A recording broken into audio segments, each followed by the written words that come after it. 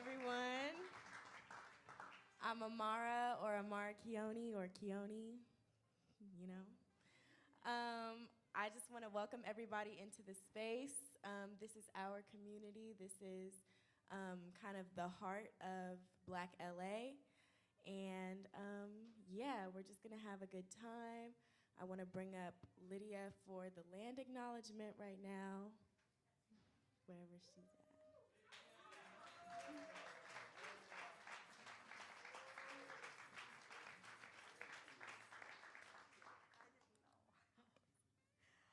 What an honor, especially these troubled days. You are our brother, our relative, for the voice of humanity. We'd like to acknowledge these lands stolen from our relatives, the Tongva, and all their relations in the four directions. And I want to say, we're in this together. Our relatives, our elders are taken ill and are in and out of ER, and the words are being passed on. In Spanish, they say la palabra. So it's not always me, but in a good way, I send a message of unity, always, as we are all relatives. Thank you.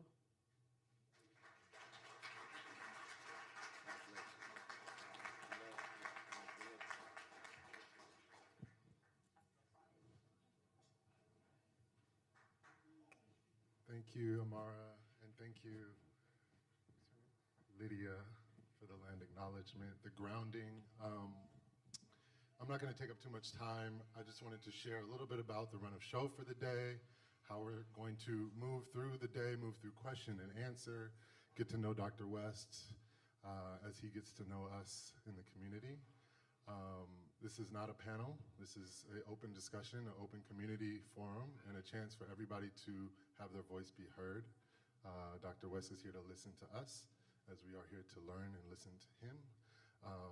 We're here to give to each other and just show what it could look like for us to be collaborative, to be community, to be in solidarity, across generation, across gender, across race, class, all of the above. So I was looking at some stats, some facts of this election season, which happens to be one of the biggest, perhaps the biggest election season of our time. As you all know, we are officially in a presidential election year with over 60 countries going to the polls this year. Again, the largest in our history. So it's a really big opportunity here, and just so everybody knows, just a few dates coming up: the Iowa primary, January 15th, the California primary, March 5th, and of course the general election, November 5th. So just some things to ground us in the times, the gravity of the moment, the importance of this conversation today. Next up, I'm going to introduce our moderator. Brings me really great honor and joy to introduce this young man, friend of mine, really powerful voice in our community, Richie Reseda, who practices transformative justice in his relationships and in his daily life. He is also a formerly incarcerated creative abolitionist entrepreneur, music and film producer, a content creator, organizer, and creative director of the For Everyone Collective. He co-created and co-hosts the Spotify original podcast Abolition X. While in prison, he started the worker-owned media collective Question Culture and co-founded Success Stories, the feminist accountability program, principally for incarcerated and formerly incarcerated peoples, chronicled in the CNN documentary, The Feminist on Cell Block Y. Richie Reseda, ladies and gentlemen.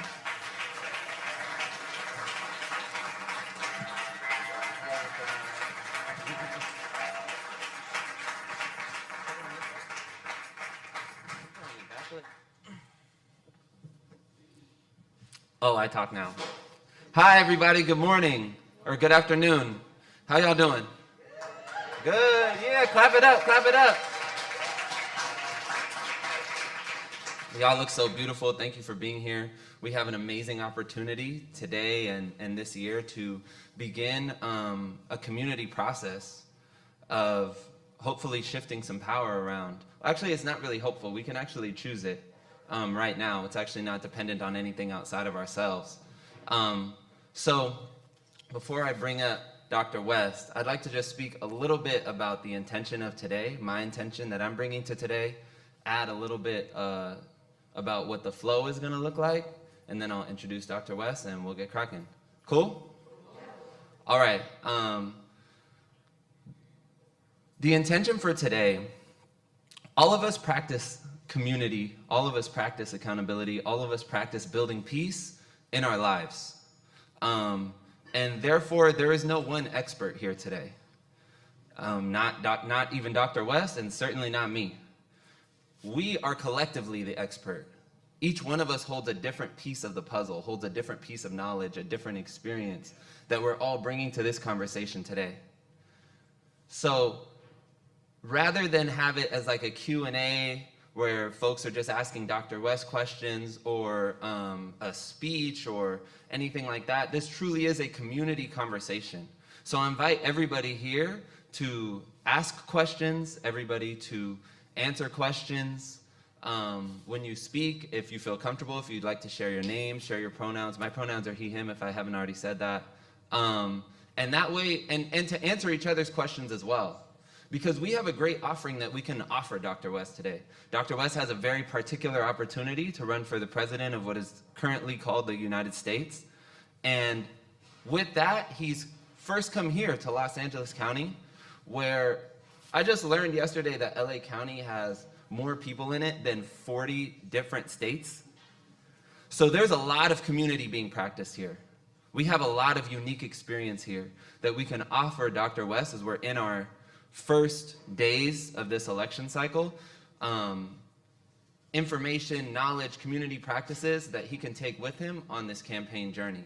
So please, if you feel like, who am I to speak? You are you. You are the only you that will ever exist. You've lived your whole life and came here to be at this point. You have something valuable to offer. And this is truly an opportunity for us to exchange with each other and practice the type of community that we want to see spread throughout the country that's currently called the United States. Sound good? Yeah. All right, dope.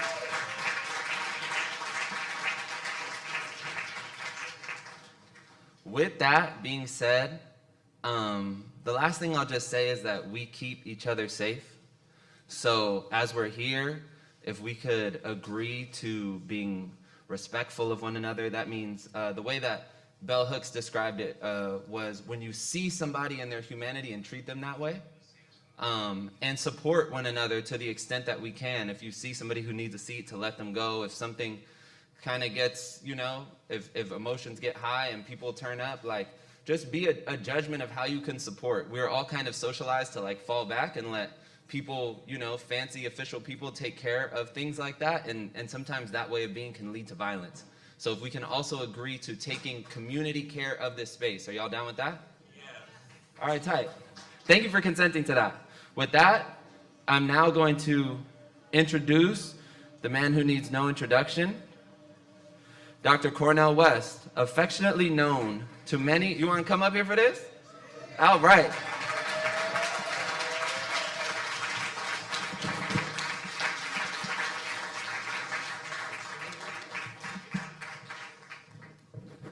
Dr. Cornel West, affectionately known to many as Brother West, is a seminal philosopher, academic icon, and public leader, author, musician, theologian, historian. He has a passion to communicate to a vast variety of public in order to keep alive the legacy of Dr. Martin Luther King Jr., a legacy of telling the truth and bearing witness to love and justice. His presidential candidacy is a beacon of hope in solidarity with everyday poor and working people of the globe, and holds the potential to make lasting change for justice and kindness in spite of the current dominance of the forces of greed and selfishness in the American politic. I am so honored to introduce you, Dr. Cornel West. Oh, my brother, it's a blessing to be here. It's a blessing to be here. I want to salute each and every one of you. Each and every one of you being in this consecrated space, this consecrated community. in this consecrated neighborhood. I want to begin by first acknowledging my beloved wife, Anna Heath. We always like to travel together. Give it up, Sister Anna Heath. Indeed. And she's sitting next to Sister Marlena Abdullah and Amara Abdullah. We got two freedom fighters of two generations. That makes a difference. Now, is that Brother Brandon's mother? Lord, Sister Elka, give it up to Brandon Lucas's mother. I worked with Brother Brandon for 15 years, going back to work with Brother Tavis, and it's a blessing to see you, very much so. And then we got Sister Novena, who is the daughter of the one and only Sly Stone. Ooh, every time I hear Sly Stone's name, I say, Stan. I've been sitting much too long. There's a permanent crease in my right and wrong. Stan, they'll try to make you crawl because they know what you're saying makes sense and all. Y'all remember that song in 1970? Stan, there's a cross for you to bear, things to go through if you going anywhere. That's what we here to talk about today. How do we muster the courage to take a stand in the face of genocide in Gaza? How do we take a stand in the face of mass incarceration? How do we take a stand in the face of grotesque economic inequality and wealth inequality with predatory capitalist processes? How do we take a stand for women dealing with vicious forms of patriarchy? How do we take a stand with black people wrestling with being hated and terrorized and traumatized every day, and yet producing love warriors and freedom fighters and wounded healers every generation? Oh, what a people. This campaign ain't nothing but a moment in a movement of a great people. Because I'm just a small little bubble in the river. When I come from a great people, a black people, Irene and Clifton and Shiloh Baptist Church and the Black Panther Party, and all we was trying to do is just enact John Coltrane's Love Supreme of self-respect and self-determination and self-defense. And so the artist, the Richard Pryor's, is a moment in Sly Stone's new autobiography. Thank you for letting me be myself. I think it's on page 113. Where he says 5 words about Richard Pryor. They very close friends together. Oh yes, Richard opened for him in 1970 in Madison Square Garden. That's when the album came out, Stand. This is after, take you higher, after Dance to the Music. And what does he say about Richard Pryor? What we here to do tonight? That he was only ever him. He was a free black man. Now, I'm a Christian, but Malcolm X was a Muslim. Malcolm was a free black man. Muhammad Ali was a free black man. Nina Simone was a free black woman. Gil Scott-Heron, free. Harriet Tubman, free. Free. Who has the courage to be free? That's what we're talking about. So one of the sources of the river that I'm talking about is when the dignified Africans were brought to the New World with slave ships. 1,000 dead bodies at the bottom of the ocean. And then taken to the slave auction. And the problem ever since has been what? Too much poverty, not enough self-love, not enough self-respect, not enough those who are in the face of corruption and cowardliness are free. That's why our musicians mean so much to us. That's when I saw my sister, I got down, and my wife know exactly what that means because we listen to Sly so much. And Curtis Mayfield. And Aretha and Luther. Those are not just names. Those are free human beings like Richard Pryor and Moms Mabley and a host of others. It's not just the pantheon of politicians. If we had politicians 100th as free as Sly Stone, we'd have different kind of leadership. But they're too locked in. They got to wear the mask. They become well-adjusted to injustice and well-adapted to indifference and to accommodating the unjust status quos, and then want to walk around like they in the legacy of Martin Luther King Jr. Get off the crack pipe. Martin Luther King Jr., just to mention his name. Not because he's pure, not because he's pristine. He had his faults. He was a free black man. Just like Al Green on the stage, free. And we ain't got to Mary Lou Williams yet, a Duke, a Count. That's the tradition that I come from, the chocolate side. And it spills over to vanilla sides. So I don't have no problem whatsoever telling white brothers and sisters, I love you. I want you to be part of solidarity. And if you're serious about struggle, then you're not just going to be an ally. Bill Evans wasn't an ally in Miles Davis's quintet. He was a white brother who played the piano, and when it's time to play the solo, he kicked in. He wasn't no ally. He was in the mother hucking band. Jerry and Greg, white brother playing the drums, Greg playing the saxophone. Am I right, Sister Novena? You think Sly and them looked at them as white allies? No, they in the family. Because they were willing to be free white brothers and sisters, or white Jewish brothers, or white Catholics, or whatever it is. It's a human thing all the way down. That's what we're talking about. That's what America doesn't want to hear. Because America's been predicated on the efficacy of lies, lies that hide crimes. It's no accident that you end up with a Joe Biden talking about, I'm going to save the soul of the country.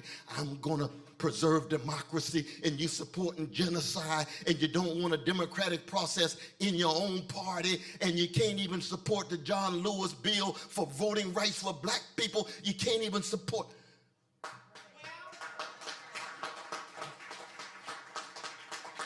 The democracy on the inside. Quit lying.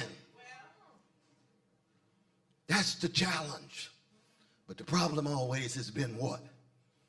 Anytime a black man or a black woman stepped forward to tell the fundamental truth, and the condition of truth is always to allow suffering to speak.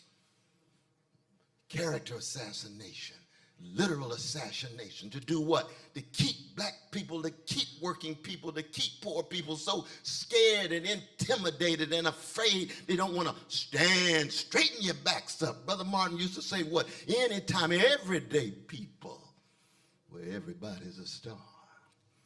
Straighten their backs up. We're going somewhere because folk can't ride your back unless it's bent. That's the tradition that we're talking about. And how do we do it? There's only one way of doing it. Just like love itself. You got to show it. You got to be an example. You got to enact it. You got to embody it. You got to live it with your laugh, with your style, with your words, with your deeds. And be willing, as the great Samuel Beckett says, he's my Irish blues brother from the other side of the pond. You try again, fail again, fail better. Try again, fail again, fail better. Nobody's going to be pure. Everybody's going to make some mistakes, but you bounce back. That's what this institution is about. Where's Brother Fred? Where's Brother Tony? Y'all bouncing back. This wasn't meant to be. Not with the real estate interests in this city and all the gentrification and nothing but power grabs and land grabs with organized greed that's been driving the system. And the lethal connection of organized greed and institutionalized hatred and routinized indifference to the plight of vulnerable human beings here and around the world. That's why the fascisms are escalating around the world. The connection of organized greed, institutionalized hatred, and routinized indifference with capitalist elites at the top concerned with one thing: profit, profit, profit. Money making, money making, money making. 3 individuals have wealth equivalent to 50% of Americans. 160 million people have wealth equivalent to 3 people. Now, that's a Keith Sweat moment. Something just ain't right. that spiritually I've seen. America got 800 military units around the world. Special operations in 100 countries. There's only 190 countries in the world. Empire, shaping the whole world in its interest and image, and then ask us not to be full of rage. And when we are full of rage, here comes the lies from the press, here comes the police. Well, we come from a people that in the face of what looks like the impossible, we keep swinging, and we keep fighting, and we keep laughing, we keep loving, we keep grooving, we keep creating organizational capacity. Even every generation has attempted to crush it. Why?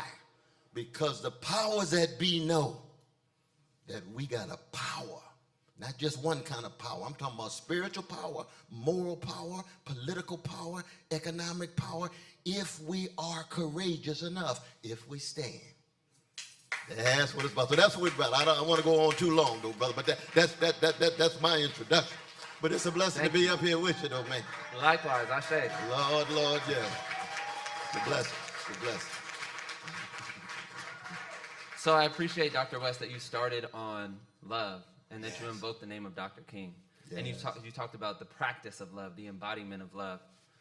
Dr. King taught us that peace cannot be beat. It cannot be won. You can't beat an opposition into peace, but peace can only be invited into, right? He said that peace that doesn't include justice is a negative peace. That's right. So we must start first with the peace that we are embodying in our own lives and then invite people into it. That means not we can't, quote unquote, beat the banks into peace. We cannot beat the corporation leaders into peace, the leaders of Wall Street into peace, the other people who are running for the two major parties that are really one party. We can't beat them into peace. We can only invite them into the peace that we are already practicing in our own lives. That's right. So to just get us started, before y'all start giving the questions, I figured I'll kick us off with a question that's for you and for everybody, which is, how are you practicing building peace, accountability, and love in your immediate community? This is ultimately the peace that will be spread throughout the country if you're to win the presidency. So how are you practicing that? And I invite y'all to start thinking, how are you practicing peace, accountability, and love in your immediate communities? Yes. I mean, one is that, Brother Martin used to say that America lives based on war priorities. 57 cents for every $1 in the U.S. budget goes to the military. We've spent trillions and trillions of dollars in the last 20 years with wars, but when it comes to jobs with a living wage, when it comes to quality housing, when it comes to quality schools, when it comes to health care for all, when it comes to canceling student loans, all of a sudden we're so obsessed with being austere. We want to keep the budget balanced and so forth. You can see the level of hypocrisy and double standards, that poor and weak working people are an afterthought, if that. So the question becomes, how do we transform our priorities? And you only do that by means of a revolutionary spirit. Because what are revolutions? They are the sharing of power. I was just with brother Pastor Q at Skid Row just a few weeks ago. Love that brother. 30-something, 40,000 precious human beings constitute a city right here in L.A., right? Y'all know what I'm talking about, Skid Row. San Francisco got the same thing. I live in Harlem. New York got the same thing. Chicago, we're going to be in Chicago with Brother Jesse. The emergency on Gaza, same thing. D.C., we're going to be in D.C. for the National March on same thing. So there has to be sharing of power. That's what revolutions do. And people get scared. Oh, revolution. Oh, you talking about violence. You talking about... I'm talking about love. And when you love folk who are being crushed, you hate the fact that they're being crushed. And if you don't do something, the rocks are going to shout out. That's righteous indignation. I know Brother Brandon comes out of Pilgrim's Hope Baptist Church, St. Augustine Baptist Church. This brother pastor, Church of Christ. Where's your church, my brother? Normandy Church of Christ.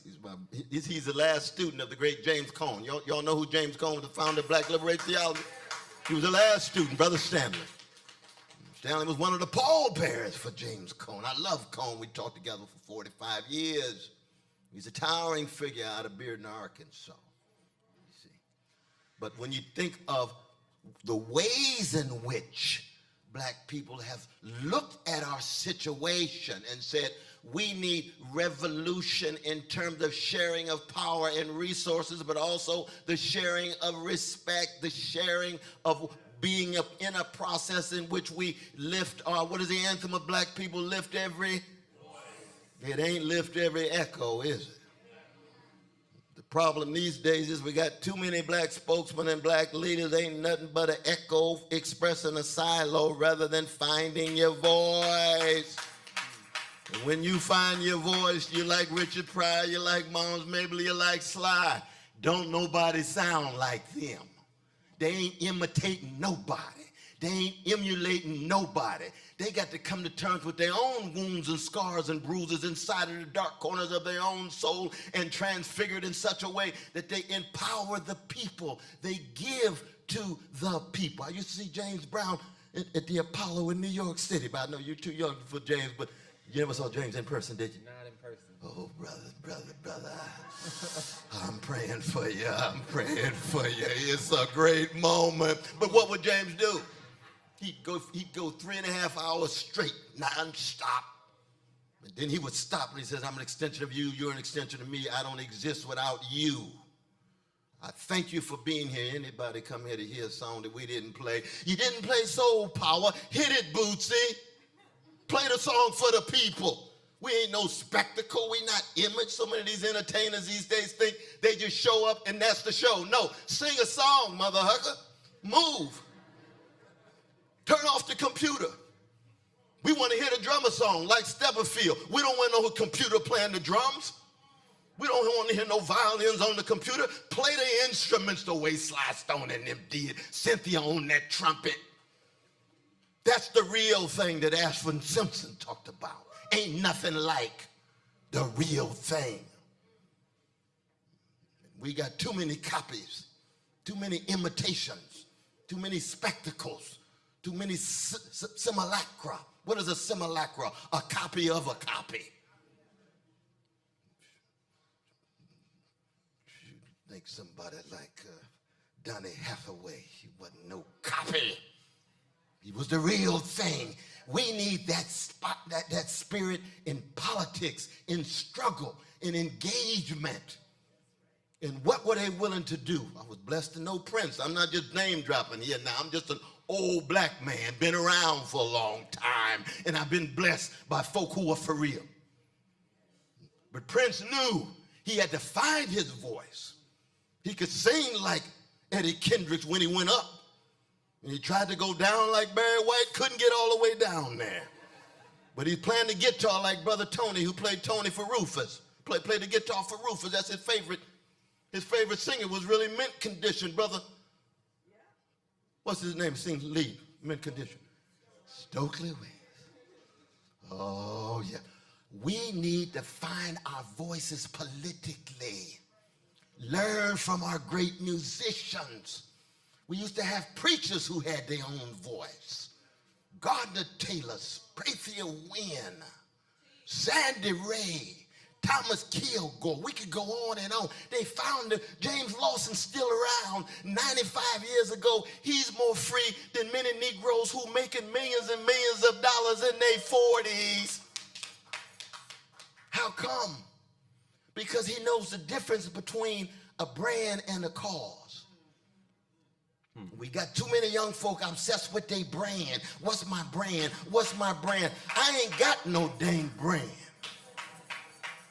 I got a cause I'm willing to live and die for. A brand ain't nothing but a market strategy to help you move in your career in such a way that you just become another spectacle in the empire. And black folk came with brands on their bodies. We don't need to be no brand. What's your cause?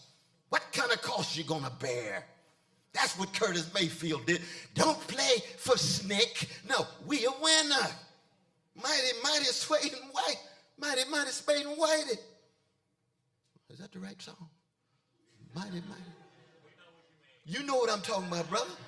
Absolutely. They said, Curtis, don't do it. He said, I'm doing it. They told John Coltrane not to hear Malcolm X because it would be bad for his fans. He showed up on the front row with his axe, with his saxophone. That's John Coltrane. It's not just Love Supreme being played. It's tied to something bigger than him. The music's trying to empower folk for revolutionary activity, for the sharing of power, sharing of resources, sharing of dignity. It's not anti-white in some kind of vulgar way, can't stand white folk because they got some kind of skin pigmentation. No, who you think John Brown was? Who you think Vico Marcantonio was, the lawyer for Du Bois? What are we talking about? Human beings who make choices to empower oppressed people. That's what we're talking about. That's right. Yes, that's yes, what we're yes. talking about. Yeah. And that's what I want to now invite the audience into as well, to raise our voices like you were saying. So my question that I'll invite y'all into, which is the same that I invited Dr. West into, is how are we all practicing love, accountability, and peace in our daily lives for real, like in amongst our relationships? The brother raise your hand. Y'all got mics?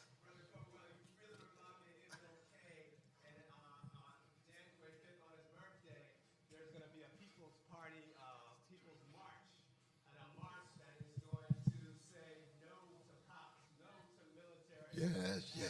Going to be making the struggle in South Central here, like what you were talking about. And guess who else is going to be there? Al-Auda. And there's going to be a lot of Palestinian flags in solidarity to say no to those massacres. I was in Egypt about 3 weeks ago. I was in detention for 37 hours with the World Conscious Convoy trying to get aid into Gaza. So I'm also running for Congress for this district, 37th district. Oh, do your thing, brother. Do your thing. On the Peace and Freedom Party ticket. And I want you on that ballot too, on Peace and Freedom as well. I need some company. Absolutely. I need you to be there. And we know what Israel does with the police. They train LAPD. They do this. And there's another march earlier, Kingdom Day Parade. But that's not a march where you're gonna see a lot of cops. You're gonna see a lot of military. You're not gonna see a message that's for us. So at 2 p.m. at Western, we're gonna be there. I want you to be the Grand Marshal of that march. What day is that, though, brother? What's that? What day is that you're talking about? Monday, January 5th, King's birthday. Monday. No, I'm going to be in Birmingham. I'm going to be in Birmingham. We'll send an airplane ticket. Lord, We Lord. want you to be there. I would like to fly unaided, you know what I mean, if I can get there. But my spirit will be there, though, brother. But give it up for this brother in terms of the spirit that he's talking about. Definitely. And it's going to be a broad coalition of folk marching. Because we got to connect foreign policy with domestic policy. This person right behind you, and then we'll get these two folks right here. Thank you, Dr. West. Thank you, everyone. My name is Dina Salem. I have actually, thank you. I have 3 issues I want to bring up with you. For unions, I'm a retail worker, minimum wager, basically. And if you become president, that's my first question. How we don't have a union for retail workers, right? And there's abuse galore, and we see it. We can't do anything about it because times are rough. I can't just walk out of my job. So if you become president, how are you going to help us unionize? I don't even know where to start if I want to call for a union. I mean, I'm not Cesar Chavez, right? So, my other thing I want to tell you is thank you for all what you're doing for Palestine. It hits close to home because my father is Palestinian, and and they're over there right now, and whatever you're saying is helping raise their voices. So thank you. And last thing, just one last thing. I DJ vinyl, and I'm hoping I could get a gig with you guys sometime. So I don't know. I might even. Right. So that's all. Thank you so much. Yeah. Lord, now you just handed that mic to somebody who just dropped a record called My Tribe for house music. He is a magnificent artist, magnificent musician. Featuring Cornel West. Well, we in it together, but no, you the main one with Seth and all of them.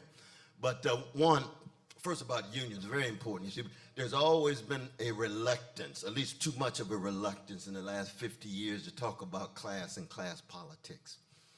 So you can't talk about white supremacy or male supremacy unless you talk about class and the role of how it functions in capitalist economies across the world, you see. And the asymmetric power relation between bosses, too often greedy, and workers, thoroughly exploited. Class is inescapable, fundamental, elemental in any understanding of a capitalist society and a modern society. That's why trade unions, when they are militant in the way in which they are, too many of our trade unions too often are accommodated to the bosses and don't want to present a challenge to the bosses. That's why I spent so much time with the UAW doing that strike. That was very important, my dear brother Sean. And we just met, where's Brother Brandon? Yes, right, we met with the other Sean, with the Teamsters in Washington, D.C., and told him the same thing. I come from a tradition of A. Philip Randolph, Martin King. They all happen to be democratic socialists, but it doesn't mean that the ism is the concern with workers. But the problem has been we haven't had the unions embracing enough black folk, brown folk, indigenous folk, women. We now have militant waves of trade unionism in which all of those groups are playing a fundamental role. See, I believe that there ought to be a $27 minimum wage and still up, moving up. I believe there ought to be a paid 6-month leave. You know, we have this in the platform. I won't go into all the detail and so forth. But it just shows that we have to be unabashed and unapologetic about our commitment to working people, not just here, but around the world. 53 African countries, AFRICOM, too many of the African leaders themselves overlooking the plight of poor and working people. Latin America, same thing. Caribbean, the same thing. We've got to be consistent in our concern with poor and working people. And that's very, very, very important. I'm looking at that boxing match. What is that? Who is that though, brother? That's your father and uncle. Wow, that's beautiful, man. That's beautiful. And the other one about DJing, no, yeah, we just, you know, we get your information because we've got some serious DJs. And we want to thank the DJ here. Thank our dear sister Dana Florida going down here because we got to recognize, though, y'all, you see, music is not ornamental or decorative. It is constitutive of who we are. So when we see the musicians and the DJs and others, it's not like they just on the side providing some background noise. No, they at the center of the program. All I'm doing is just one little extension by running my mouth continuous with the music, and I can't even come close to the standards of the music you playing. Now, some of the music that other folk would play, especially other folk just into mediocre things, and I ain't got nothing against mediocre music, but I call it for what it is. You know what I mean? I love Usher, but he ain't no Donny Hathaway. He knows that. Oh, he's the greatest rhythm and blues singer in the last 150 years. Usher, love you, brother. Sit down.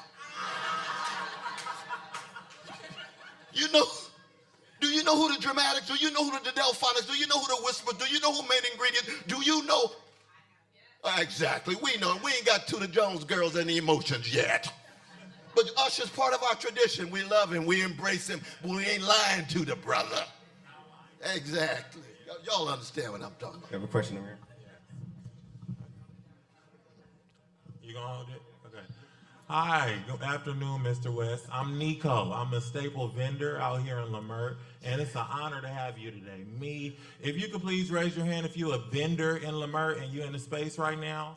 Yeah. Okay, yeah. Let's give it up. Let's give it up. Me, Give it up. Glenn. Yes, brother right here. Who are nameless? What's your name? Eric. Okay, yeah. You know, Mr. West, we hold it down, you know, for ourselves, our family, you know, and our immediate community in Liberate. And we genuinely are out here every Saturday and Sunday grinding. You understand? Yes. And it's not just little money that we make. We make a lot. So tomorrow, I'll be hosting a meeting at Napoli Naturals owned by Mr. Umar and Sharon.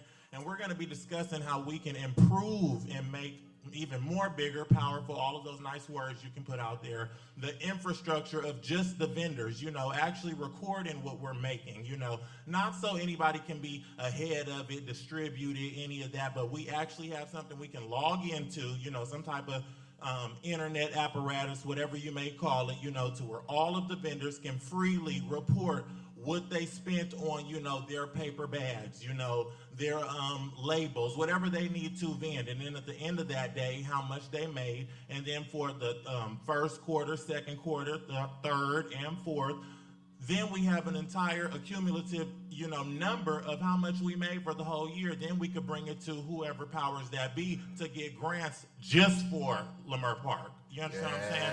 There is no hierarchy. There is no who distributes. There is no you get this, you get that. It's all of us, and it's a grant. If we, all, cooperate with each other, it's going to be a grant that we can all get. Because everybody knows who's on that list. You vend. Okay, then you get 20,000. You get 20,000. You get 20,000 because you've been reporting the whole year.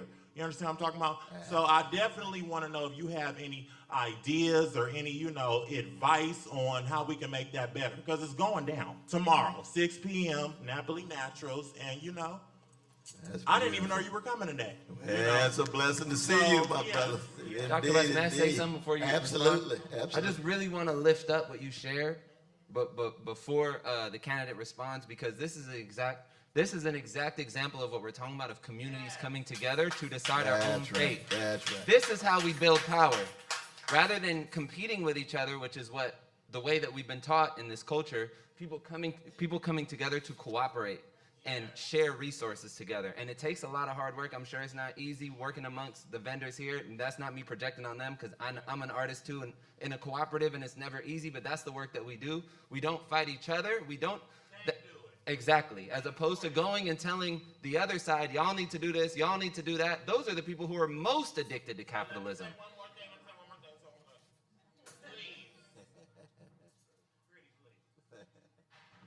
Yes. And then the thing about it, because of everything that we've been through as Black people, taxes and money, that'll get you killed talking about. You understand what I'm talking about? We don't want anybody in our business, knowing how much we make, whether it be weekly, bi-weekly, yearly. That's just not, it's taboo for us, So when we take our taboos and we realize, okay, well, how can we use this against the enemy? It always works, So reporting what we're making as vendors, again, is not to, show people what we make so they can come in and tax us. No, because at the end of the day, the money is made off of our likeness, and the taxes are being paid anyway because we're buying it and we're using our money to buy something and sell it. None of it's free. So don't think of it like that. It's just all of us coming together, putting our money on a list, to see how each of the 4 quarters of the year are going to go. And then we try to bring that to somewhere that we can get a, collective grant for the end of the year and all the other years, because I'm not going anywhere. Thank you so much for sharing your practice with us. Beautiful. Indeed. I mean, one quick point is that there is such a big difference between the big monopolies. When people think of U.S. economy, think of monopolies because they dominate so much. And that's what so much of the organized greed is. 80% of the businesses in America, small business, they're the engine of the economy. But they get marginalized. The big business, subsidized. Unbelievable corporate welfare, government providing them tax abasement, delayed payment of taxes, and so forth. What I would want, because see, I believe in democratizing and nationalizing big business. One of the first things I'm going to do, I'm going to nationalize the fossil fuel industry so we can deal with this ecological catastrophe. That greed is running amok. The whole planet's going under. Same is true with oil. Same is true with coal. Oh, that sounds socialist. I'm trying to empower the people. And the greed has been running amok. So I ain't got nothing against nationalizing, having civic and people's control over those particular industries. But when it comes to small business, shoot, boy, you let me get to the White House, they're going to have so much subsidizing of small businesses, they're going to be breakdancing all of them down this street. Why? Because you all are serving the people through the small businesses in a rich tradition of cooperative economics. That's crucial. There's a long, rich history of that. Cooperative economics. So you connect with each other. You empower each other. You spend time with each other. You got social clubs. Like, what is the name of your social club, brother? That's what I'm talking about. The anti-genocide social club. You see? So he's socializing and he still got a spiritual and a political dimension to it. So you can party and still be part of a political struggle. Now see, I'm a Christian, so I'm going to bring Jesus in. Oh, I hear you. I ain't holding Jesus back. I'm a Jesus-loving free black man. But I'm a loose Baptist, which means I'm going to the nightclub anyway, in the name of Jesus. But I'm going to keep my connection to the bottom of that cross. But we won't get into all of that now. But that's the kind of cooperative thing we're talking about. Absolutely, absolutely. All right. Excuse me. Hello. My name is W. Troy Hawthorne. I'm from Texas. And since I come to California 18 years ago, I've been exposed to so much hate and cruelty. Endangered species have been victimizing a lot of the black women in the black community. They've been losing their womanhood, their femininity, catching AIDS, HIV, AMT. And I had a ministry in Long Beach, and I was teaching women how to protect themselves and take themselves out of brilliance when the transgenders, the endangered species, put them under control where they're not even conscious of what they're doing to themselves. And they've been affecting them so bad that a lot of these women lose their femininity and womanhood, and they look like a man in the face. And you see this all around Los Angeles. I've been exposed to this ever since I've been here. I know you're a Christian, but I'm going to tell you the truth. Yeah. A lot of these white Christian churches, when they celebrate Jubilee, they bring those endangered species into the black community to affect the black women, to hurt them. And a lot of the black women don't really understand what's going on in their lives. And once they end up having sex with these endangered species, they become immune to their true understanding and femininity and essence of what they really are. They're not in their mind, and they can't stop doing it. And then sometimes they get conditioned where they become your enemy. They fight against different men, the principalities and powers in the psychic places where they let these transgenders go up in the psychic realm and torment men and make them fall and stumble and fall on their faith, where they can do something gay with them. And you know, a lot of people. Okay, now what's your question, my brother? What's your question? What's your question? What can you help these black women and these men that's going through this, because it's really bad, and you know it's a lot of see. All right, now I think we got your point, my brother. We got your point, definitely. And I see that cross around your neck now. That cross means much to me. You see, I am the kind of follower of Jesus where Jesus embraced everybody. Everybody. In the Bible, he embraced the leper, didn't he? Now, you see, the leper at that time was someone who would have been pushed so far to the margins, nobody wanted to touch him. Nobody wanted to say a good word about him. Same is true with the Samaritans. So what was so radical about Jesus was that he was loving everybody, even those people were calling endangered species. They were still made in the image and likeness of God. So that's part of the challenge. Now, that does not mean that you begin to cut back on the love that you have, my brother. You just want to make sure that the love that you have is broad enough and deep enough and for real enough and Jesus-like enough that you can actually see the humanity in some of the very folk you're talking about. So in that sense, you and I have a disagreement now. We got a disagreement on that. We got a disagreement on that. But it doesn't mean that you can still attempt to engage in that love effort. Would you want to say? Well, I know we got other questions and things. Yeah, that's true. But we'll get a chance to talk after, though, man. What's the name of your church? I don't have a church. I'm a universal life church that ordained Oh, okay. I got you. Yes, yes, yes. I got you. All right. Well, we'll have. We understand. But no, I know. No, we got some other questions. You understand too. We got dialogue. But God bless you, brother. You work with what I'm talking about now. So we're gonna take one more question, and then we're gonna take an intermission. Brandon, Fred handed me my mic. Hi. Well, with love to our community, because we represent so many differences, I acknowledge that it's important for Black women to also speak on behalf of how we feel about ourselves and our experiences. So I just want to name that, particularly in this neighborhood where a lot of Black and queer folks often don't feel safe, but that's a problem we collectively get to work on together. So I appreciate that that's brought. But, and I know there's a couple of people who want to speak, but my name is Shelly Bruce. I'm a Black, queer, proud LA native. Yes. I'm also a founder of a community space organization called the Heart Department. And the question has been sitting with me is that I think we can all feel that particularly this year, 2024, feels like a year that the veil is lifted, whether it's Cat Williams talking for 3 hours on a podcast or watching multiple genocides happen before our eyes in Gaza, in Tigray, in Sudan, in Congo, and many other places, in our own country, because we understand that lynching really never ended.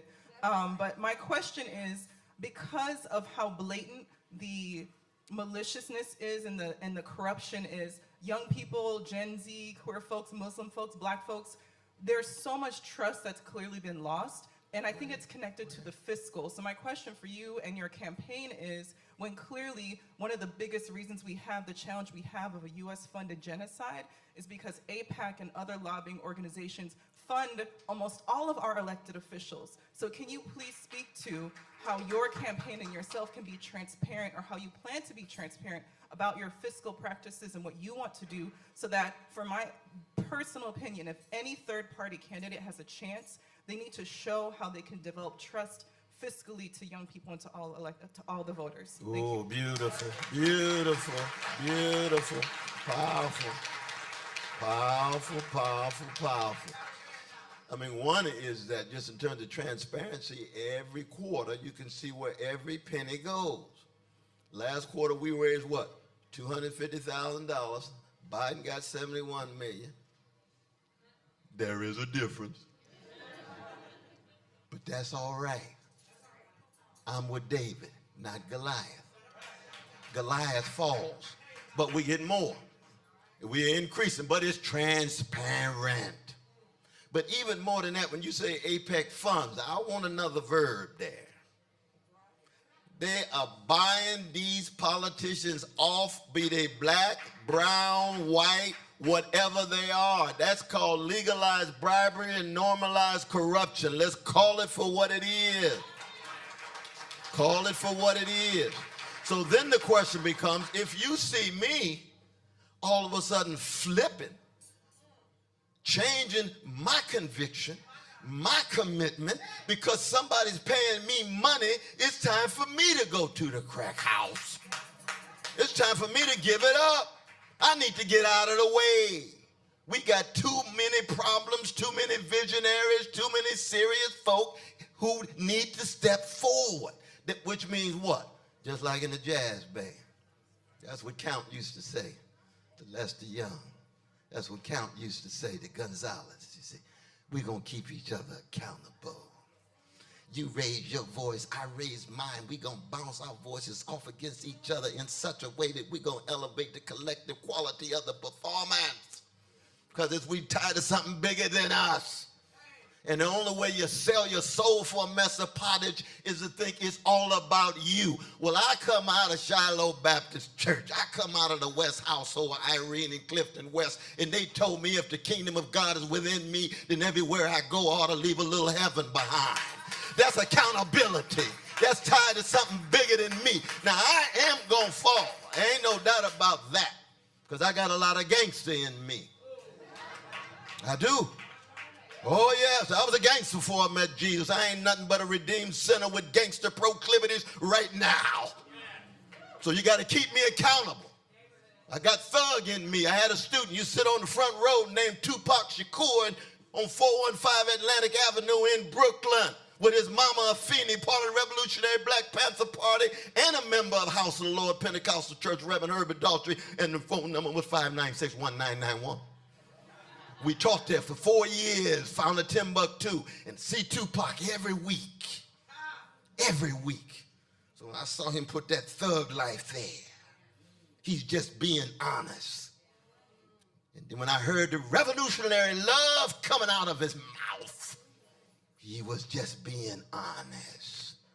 That's what it is to be a human being.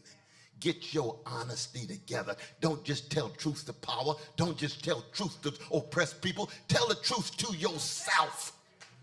And in doing it, you become more powerful because you ain't no angel. You ain't no deity, but you can be a force for good in the language of John Coltrane. How do you become a force for good? And what did John Coltrane tell Sonny Rollins, the great colossus of the saxophone? Sonny told me this a few months ago, 91 years old, still strong.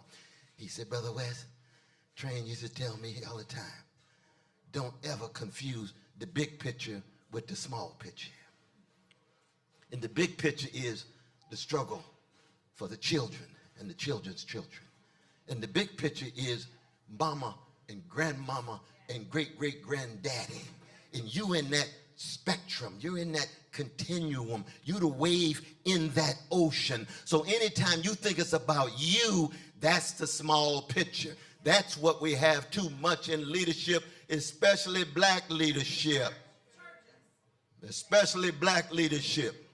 Black leaders ought to be shamed when they understand they have standards like Martin and Malcolm and Fannie and Stokely and so many others. But they've got colonized minds. They're scared. They know that there's a genocide going on in Gaza. How come not one of them can't even call for a ceasefire? That's shameful. How come they can't call for an end to the siege? How come they can't call for the end of occupation? How come they can't call for Palestinian dignity and freedom? They scared. And people don't call them out for being scared. So what they'll say to me is, Brother West, you ain't nothing but an anti-Semite. I say, but let me pray, because I believe in self-criticism and things. So I say my prayer and hold my cognac off for a while. I ask my wife, babe, you think I'm an anti-Semite? You think I actually have a hatred of Jewish brothers and sisters? Every Christian civilization we know is shot through with hatred of Jews. We got to be honest about that. It started with the Christians. Jews as Christ killers. No, he was put to death by the Roman Empire. Quit lying. Pontius Pilate. But oh, you got too many people on Pontius Pilate's payroll and want to act like they love Jesus. But then I checked myself and I said, if they want to silence my voice in terms of my commitment to Palestinian brothers and sisters, you got the wrong black man.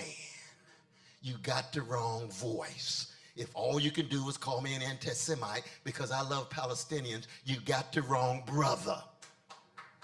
And if the Palestinian brothers and sisters were doing that to Jews, I'd be in solidarity with the Jewish brothers and sisters. It's the occupation, it's the domination, it's the subjugation. That's what I hate. That's the consistency we talking about. And that's crucial because we're living in a moment of increasing barbarity and bestiality, just hatred, meanness, cold-heartedness. That's why we have escalating fascism in the world. Cowards, greedy, what the great Howard Thurman called the hounds of hell. And you remember Robert Johnson, 1937, hellhound on my trail. Founder of the blues. Hellhounds. What's on your hell? Greed is on. Hatred is on. Fear, resentment, envy. That's on my trail. Where you gonna go, Robert Johnson? I don't know, but I got to keep on moving. Thank you. Yeah, I know. Brandon, were we gonna take this one last question and then we'll go to break?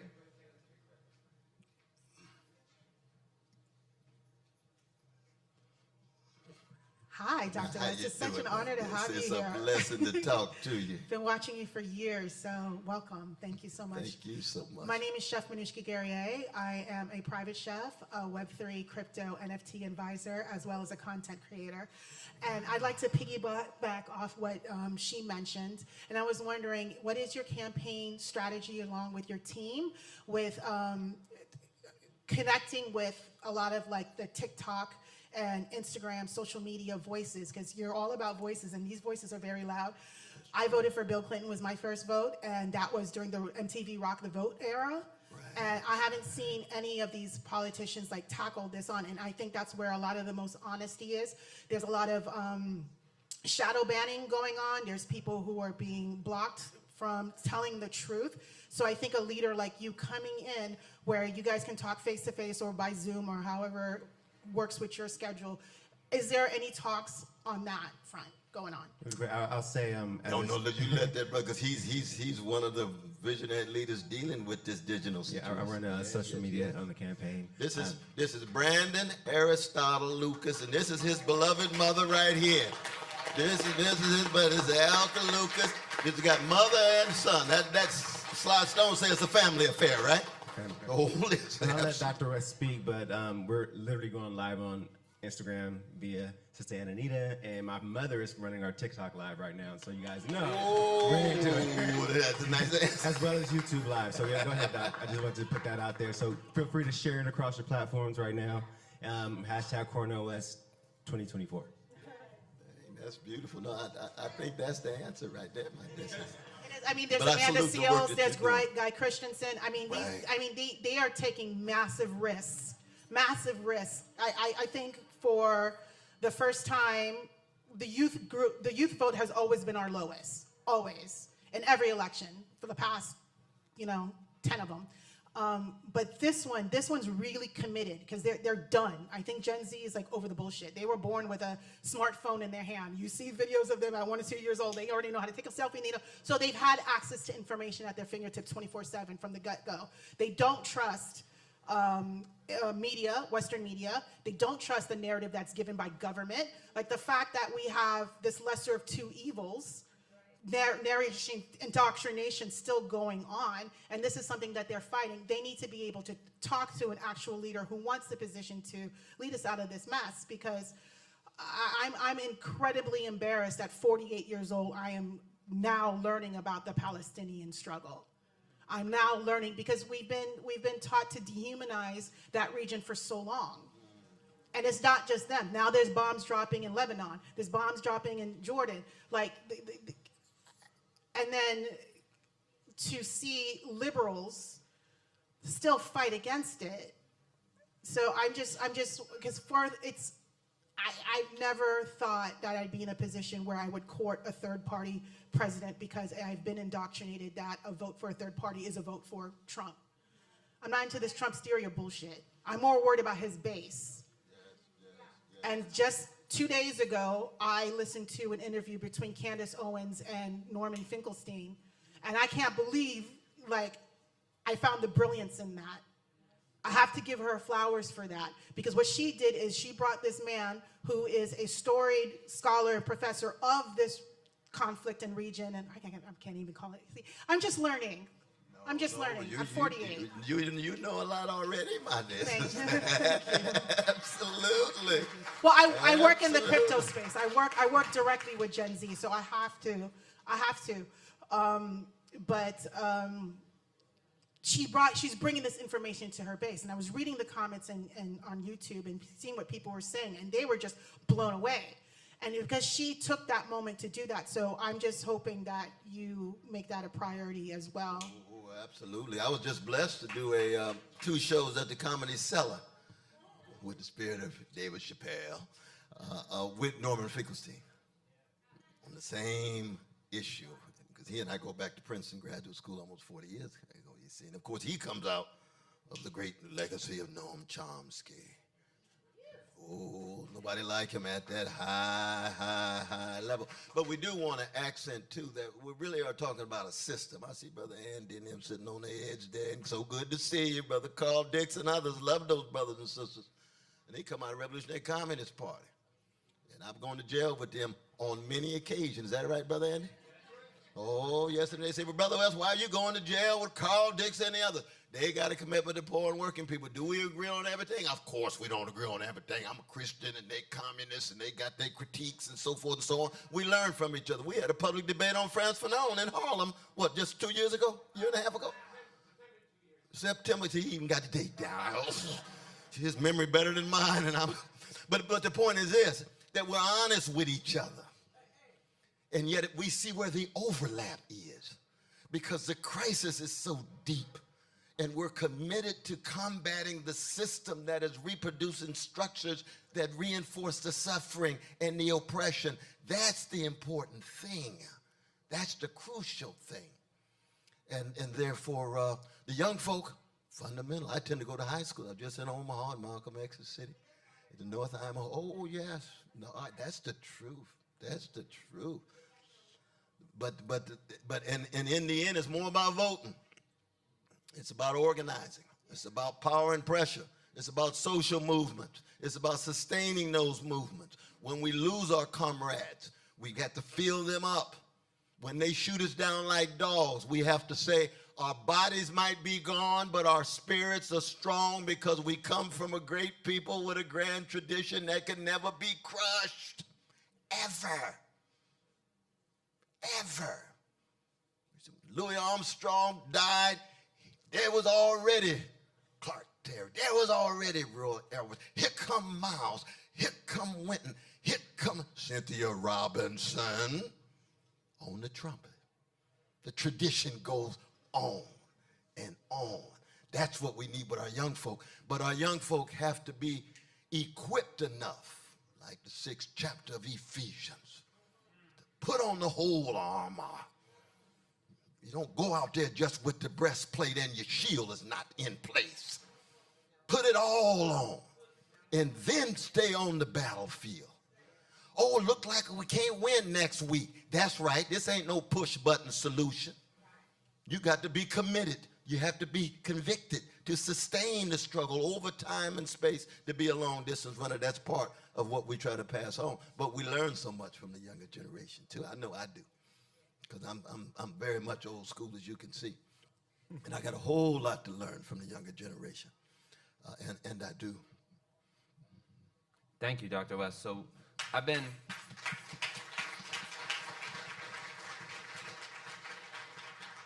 So we only have about 20 minutes left before closing remarks.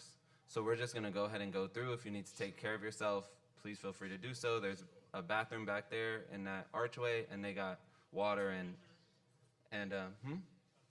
yeah, and there will be, after closing remarks, there'll be time for pictures, and people will be able to hang out, and they'll play music, and so we're just gonna go on ahead with questions. Amara, you wanna ask a question? First, I want to point everybody towards the cafe. The cafe is open. This picture wall is not closing anything off. Y'all can go to the cafe. But I also think that it's really powerful what you said about, young people, our voices being very important. I think it's really important that we use the language of love, accountability, and peace because, obviously in our movement, in the Black Lives Matter movement, we constantly say there's no peace without justice. And, within that is love. And so, a lot of the times we shy away from that conversation when it comes to politics, especially because we kind of feel like it's cliche to talk about those types of things when we're talking about people who are, in positions of power. But especially we as young people, like you said, we do have knowledge at our fingertips. And so this is the first time where we actually might critically look at the presidential election and say, we actually need to look at why we haven't elected a Green Party candidate, a third party candidate, I'm sorry. And this is the first time that it might be an actual, possibility. And so with that in mind, what do you think that the best route would be in order to connect with the young people and to make young people's voices heard in order for us to actually feel connected to you as a presidential candidate? What's powerful questions? Wonderful, wonderful questions. I mean, one is we older folk have to respect young people. Because for me, love has three components: respect, protect, and correct. You see, so we got to respect young folk, we have to protect, and then we got to correct. And they do the same thing back to us. Because I stand in correction, I want to be respected, and I want to be protected, right? And therefore, the kind of coming together that you're talking about, which is so crucial, right, has to be one in which young people feel free enough that they can enter and fully be themselves. Right, right. And Yes. one of the things that I especially wanted to talk about was the fact that our generation is not scared to hold the older generations accountable. And I think that that's one of the reasons why our generation has caused so much buzz and so much, caused so much heat in terms of that. Because we will criticize and we will not say, well, this person is just of a different generation, because we've known and we've seen that that does not create change. And so I think that it's really important that we've learned how to do that and also get the point across that this is not disrespect, it's actually coming out of love. And so you as a presidential candidate, we are holding you accountable and the rest of the candidates accountable because, there's love in that. And so what do you think about that in terms of like a larger scale? Oh, yes. And when we talk about love, we talk about where that love is directed toward. Because you see, the precious, sacred needs of everyday people, ordinary people, is greater than all of us. It's bigger than all of us, just like truth and beauty and God is bigger than all of us. You see? And therefore, part of the accountability is not just toward each other, but pointing toward, are you doing what you say you're doing that actually empowers concretely the needs of people who are struggling and shuddering and suffering and yet still doing it with such style and a smile? That's the history of black folk at our best. The style and the smile. You see. Now, of course, we got a history of black folk at our worst. I don't believe in romanticizing black people at all. Anybody who has a deep, profound love of black people will get deeply criticized by a whole lot of black people. And the important thing is you don't love black people in order for them to love you back. This ain't no quid pro quo transactional thing. I love black people because they're worthy of being loved. Just don't talk about my mama. But other than that, come at me tooth and nail. I had that during the Obama years. Right? We talking about poverty. Me and Tavis talking about poverty and so forth. Oh, y'all jealous. Y'all saw that. No, there's poor people out there catching hell and dealing with mass incarceration, and the president ain't said a mumbling word, and I'm going to raise the issue. And if black people misunderstand, that's all right, because the love that I have is still going to be manifest. I ain't doing this for no popularity. I'm trying to hold on to my integrity. That's a separate thing. But that doesn't mean I don't listen to black people. I can learn from black people, and that's true for anybody, and especially young folks, same way. But you're so right about young folk. There's a hunger and a thirst for young people for the real thing. They're so tired with the deodorized. They want the funk. They want the real thing. They don't want the sanitized, sterilized, deodorized stuff. That's mainstream. All of that's superficial. It's on the surface. And ain't no love there. If anywhere there's love, there's going to be Frankie and Beverly. Joy and pain. Joy is a serious thing, and it ain't pleasure. Don't get it twisted. The culture's about pleasure. The struggle's about joy. Joy is in the sparkle of your mama's eye. Joy is in the sparkle of your child's eye. That ain't pleasure, that's joy. And joy is in the struggle for the people. That ain't pleasure either. You can get pleasure in the nightclub. I'm not against the nightclub. Y'all know that. I ain't no Puritan, so I'm a Christian, but I'm not a Puritan, no. Pleasure has its role. Is that right, babe? Oh, I shouldn't say that to you. That's not a press question. Oh, we got. Oh, all right. Oh, I just want to make sure everyone can understand that that Dr. West has been talking about a lot of this for a long time, and anything you want to see, it's on YouTube, it's on the CornelWest2024.com. A lot of what he's been speaking about on the Palestinian struggle, when it talks about love, these are things for the past 20 years. Even personally for me, haven't been running his social media accounts for that long. For 20 years. Yeah, literally talking about the exact same things that he's talking about during this presidential election. So there's consistency and there's authenticity there that you can see for yourself. So that's what I just want to say. And Brandon, we have 2 questions here, and then we also have two leaders who we invited to ask questions as well. Oh, absolutely. Absolutely. Thank you for taking my question. My name, Dr. West, is Dr. Kaya Shivers, and I represent ARC Republic News. We are a Newark, New Jersey-based, Philly satellited news. I'm one of the few black women-owned, black women-led news agencies in the country. Yeah. Thank you. So thank you for taking my question. I hope you engage black press more, but I must say I am a black Angelino, LA, all day, every day. I got my start at the LA Sentinel down the street. So I do believe in the power of the black press. I'm not new to this, but I'm true to this, sir. And I hope to engage you because I'm right down the street at NYU. All right? Love it, love it, love it. I have 2 questions. Hopefully you could take them. My first question, if you could be a little brief, sir. A little brief. From Dr. Shivers to Dr. West. No, I hear you. My first question, and this is a triangulation of your platform. You talk about racial justice, environmental justice, and the issues with the unhoused. This is a huge problem in Los Angeles. It's estimated between 33 to 50% of those who are homeless in LA are the black community, but the black community represents about 9% of Los Angeles. That's a serious issue, but also that's a serious issue when it comes to voting. Studies have shown that if you do not have housing, it will be highly likely that you will not vote.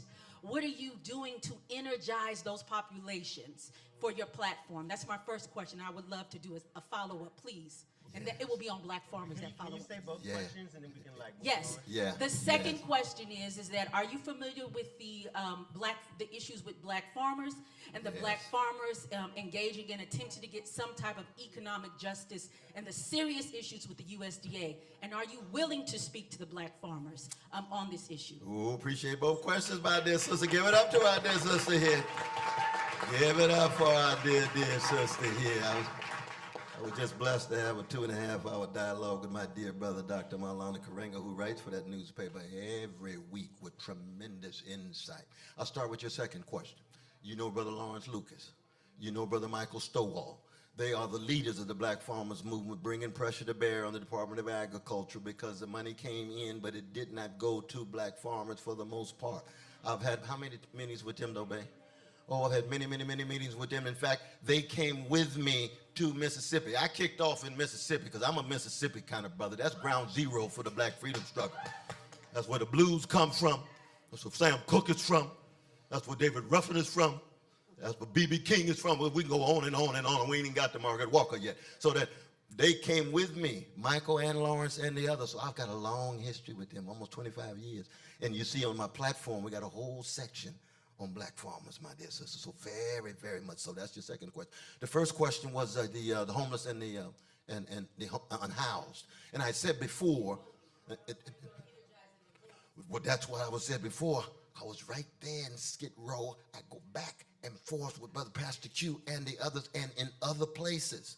And I've said on many occasions that when I win, I'm not going to the White House till everybody has a house. I don't need to be in there.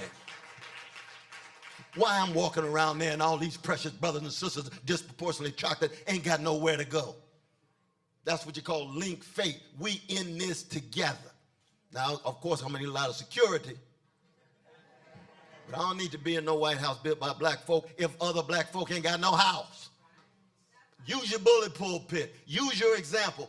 Cast a limelight on the crisis. America could solve the housing project tomorrow. Look how they find money for the wars.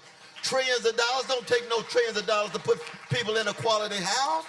They're connecting with a job, basic income that No, we got Alaska already came out, supported me. Alaska has, going to be the first state, basic income, free access to it.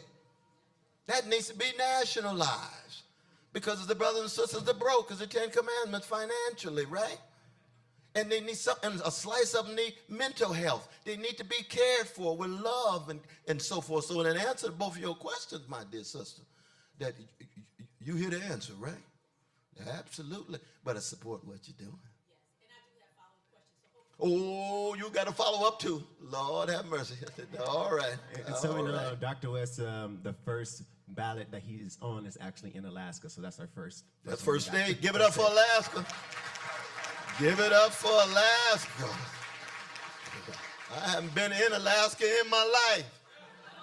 And they already put me on the ballot. Isn't that something? But you said there was 2 leaders, though, brother. Yeah, there's another question right behind the journalist here, and then we have 2 leaders on the list. Absolutely.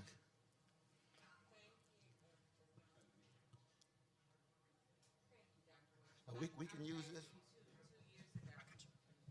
When Pastor Smart that just left came, when you came to speak over our brother Mark Ridley Thomas. Oh, yes. But I'm here today for Black women and Black infants. I'm here today about the infant mortality and maternal mortality rates that we are suffering in our nation. That we are the people, our ancestors birthed this nation. Our ancestors were forced to breastfeed white babies. That's true. Even though we were dehumanized and not considered human. And so what I'm asking is, what will you do about the inequity for Black women and babies? We lose approximately 4,000 Black infants before their first birthday. We have the highest rates of infant and maternal mortality in this nation. I helped 2 fathers who lost their girlfriend and one lost his wife and is in the project still with 5 children under 6, raising them on his own, and there was no notification that his wife was high risk. And the doctor that performed the surgery is still performing surgeries today and still delivering babies while this man is working tirelessly to raise those children on his own with really no income. These are the things that are happening. We are trying to create space, and we have with our African American Infant and Maternal Mortality Prevention Initiative to create space for safe birthing practices, to ensure that there's more midwives, there's more doulas. I'm a doula too. Yes, several birth workers. I see you, Sister Doula. I see you, Queen Doula. And so even now coming up with a guaranteed income program for the most, underserved. Just our basic, Black infant and maternal health rights are civil rights. Just our basic rights in this nation to be able to birth with bodily autonomy, to be able to decide what we would like to have, whether it's a birth in water, whether it's a birth in the hospital, whether it's a birth at home, whatever that may be, but to be afforded the resources. We fought for doula services, and now any woman in California who has Medi-Cal can receive a free doula. But we need more of the resources. The resources. You said it right now. We have money for wars, but we don't seem to have enough money for equity in health care. For Black men to know that their partners are at risk. The longevity of a nation is determined based upon the livelihood of their infant mortality rate. And so this has been going on for over 400 years here in this America. And so we could stop saying African American infant and maternal mortality if Black mamas and babies stop dying. So don't ask me why I'm focused on Black folk until we stop dying. Then, when we're fixed, everybody else gets fixed. We're not that type of people. That's exactly right. It spills over. It spills over. But we should never apologize about starting on the chocolate side of town. Right. Oh, never, ever, ever. No, because as long as we chocolate folk begin with the chocolate and know we're going to embrace everybody, then we know we got a universalism that's real. One of the problems these days, we got too many Black leaders love everybody but Black people. which means there ain't no universality at all. They think they being cosmopolitan because they so concerned about what's going on the other side of town. It's a matter of priorities and resources. You said it in your powerful question. You see, look at places like Finland and Cuba and Sweden. They don't have the same problem. How come? Their leadership gives a high priority on a human right healthcare is a human right, and that different people have different kinds of healthcare needs. And that becomes fundamental in the whole way the culture proceeds. It's not just the well-to-do who have access to it. It's not just the folk on the wealthy sides of town and so forth. That's part of the transformation in the system that I'm talking about. And so there's both resources, but you have to have persons who use their voices, bully pulpit, to help change the culture. And address the racism and bias in the care. that's being given. Absolutely. Absolutely. No, indeed, I appreciate that. Thank you so much. Thank you. You tell the pastor and his wife, give him a hug for me. Because you know I love Mark Willie Thomas too now. Thank you. And Dr. West, I got to hold you accountable. Drink some water. You've been doing a lot of talking. We take care of our elders here. And while you're doing that, we're going to get right here, and then our last question, which will be JoJo. Hi, Dr. West. Thank you. I'm so grateful to be here. My name's Haywan. I use she, they pronouns. I'm also from Los Angeles, and I'm a Scorpio. That just feels relevant. Oh, that's Scorpio. Feels like an important setup for my comment question, and I just appreciate the reminder that all of us are a piece of a puzzle and have something to contribute if we're really going to move towards deep democracy. And so for myself, I am Black and Korean. My family's from Ethiopia. My people are from Tigray. Experienced a mass genocide in 2020 that we're still experiencing the implications and aftermath of.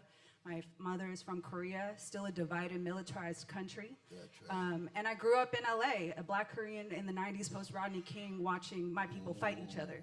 So I say that because this question around what is it that, how are we showing up in this culture right now, and this piece of taking our power back and waiting for people not to save us? I say this because I've seen a lot of how trauma has shaped, literally affected my families, our movements. I grew up in movement. I've been organizing since I was in high school out here, trying to get the cops out of our schools. And I have seen the aftermath of 2020. A lot of our movements broke down. There was a lot of internal conflict in a moment where we were calling to defund the police. And it's wild to be gearing up for another election when it feels like so much of that pain and trauma is still in the air. So my question, which is just to everybody for us to think about in this next year coming up in November,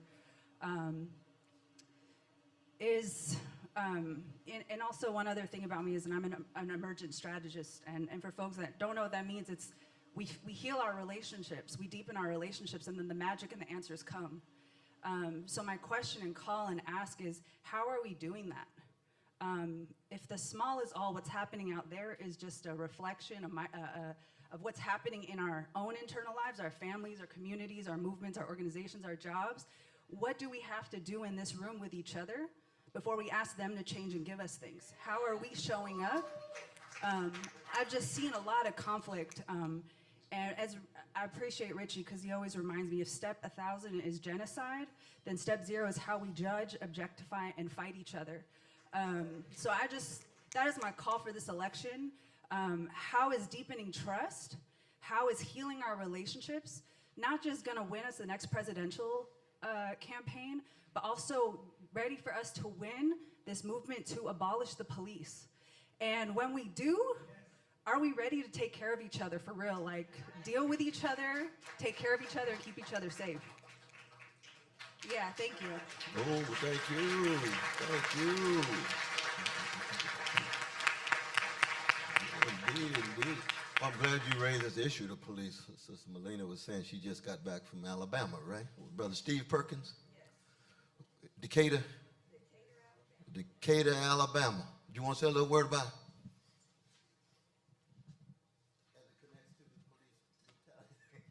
Sure. Well, Haywan is also one of the original members of Black Lives Matter and has been doing work in community, deepening community for a very long time, even though she's born in the 90s. So grateful for you, Haywan. Hey, Haywan. So I just got back from Decatur, Alabama, like literally just got off the plane, where folks in Decatur, in this small town outside of Huntsville, Alabama, witnessed one of their beloved community members, Steve Perkins, be murdered right outside his home. He came outside because his car was being repossessed illegally in the middle of the night. And this black father steps out and asks what's happening, and police come and steal his life. He was supposed to turn 40 this week. That community of Decatur, Alabama, and the beautiful organizers in Black Lives Matter Alabama, Black Lives Matter Birmingham, Black Lives Matter Mississippi, Black Lives Matter Florida, and the organizers in Decatur, Alabama, and Standing in Power have kept a 24-hour protest going since the night Steve Perkins was killed on September 29th. At the end of the year, they got those 3 officers who were responsible for the death of this black father's, the theft of this black father's life, fired from Decatur police. And then just on Friday, the officer who actually fired the gun was indicted for murder. And so I thank Dr. West for allowing me to share that, because I think it speaks to your question, Haywan, that, you know, we keep us safe. When we have the will and understand our own power, we can keep us safe, and it didn't end policing. We just got off of a plane because we were pushed out of Decatur because we were followed home from those celebrations and demonstrations in the name of Steve Perkins by Decatur police. We didn't end policing, but we're chipping away at it as we imagine a world and work towards a world that's safe for our people. And so thank you for inviting me to share that story, because we can't give up the struggle even when it feels like the struggle and the enemy is insurmountable. You said we're David's. David beat Goliath, right? And so we got to keep grabbing them rocks. Keep grabbing them rocks. And so thankful for everybody who has a rock in their hand. That's it, that's it, that's it. And we want to salute Brother Malik and Brother Trent down in Mississippi. Convictions of police. There's got to be wholesale accountability of police. They can't be brutalizing and murdering folk, especially black folk. We won't put up with it.